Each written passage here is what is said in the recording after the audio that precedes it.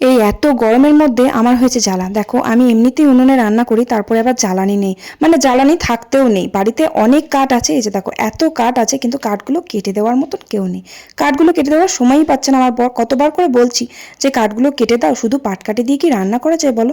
এমনি বারবার উনুন নিভে যায় পাটকাঠি দিয়ে, তারপরে আবার প্রচুর ফেঁসো, খুব অসুবিধা হয় পাটকাঠি দিয়ে রান্না করতে। আর কাঠগুলো অত বড় বড় সাইজের কাঠ না কেটে দিলে কি করে উনুনের মধ্যে ঢোকাবো বলো তো? যাই হোক, তো একটা কাঠ আমি নিয়ে আসলাম, নিয়ে এসে দেখছি না উনুনে ঢুকবেই না, কারণ অনেকটাই মোটা কাঠটা। তো পাটকাঠি দিয়ে আমাকে রান্না করতে হচ্ছে, গরমের মধ্যে কি যে কষ্ট হচ্ছে কি বলবো। যাই হোক, তো আজকে কি রান্না করছি দেখো, ভাতটা আমি বসিয়ে দিয়েছি, কোনো রকম ভাতটা তো হচ্ছে। তারপর আজকে পুঁই ডাঁটা নিতে বলেছিলাম, পুঁই ডাঁটা নিয়েছে, সাথে আমি অনেক রকমের সবজি ছিল বাড়িতে, সবজিগুলো দিয়ে দিলাম, যেমন কুমড়ো, আর বাড়িতে আবার মূলো হয়েছিল, ওই যে ছোট্ট ছোট্ট বেশ মূলোগুলো হয়েছিল বাড়িতে। ওই যে কটা হয়েছিল 4-5টা তুলে নিয়ে ওই পুঁই শাকের মধ্যে দিয়ে দিলাম। সব রকমের সবজি দিলাম, সবজি দিয়ে 5 ফোড়ন, শুকনো লঙ্কা, সর্ষে বাটা দিয়ে পুঁই শাক চচ্চড়িটা করে নিলাম। আর কটা পটলও ভেজেছি। পুঁই ডাঁটা চচ্চড়ির মধ্যে কিন্তু থোড় দিলে খুব ভালো লাগে, থোড় কিন্তু ছিল বাড়িতেই, কিন্তু থোড় দিতে আমার একদমই মনে ছিল না। যাই হোক, তারপর এদিকে টক ডালও করলাম তেঁতুল দিয়ে, আর একটু এমনি আলাদা পেঁয়াজ দিয়েও ডাল করলাম।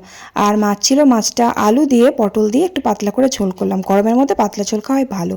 রান্নাবান্না শেষ করে ধোয়া মাজা করে কটা কাঠ কাটতে এলাম, কারণ কালকে তো আমাকে রান্না করতে হবে, তাই জন্য কটা কাঠ কেটে রেখে দিলাম কালকের জন্য।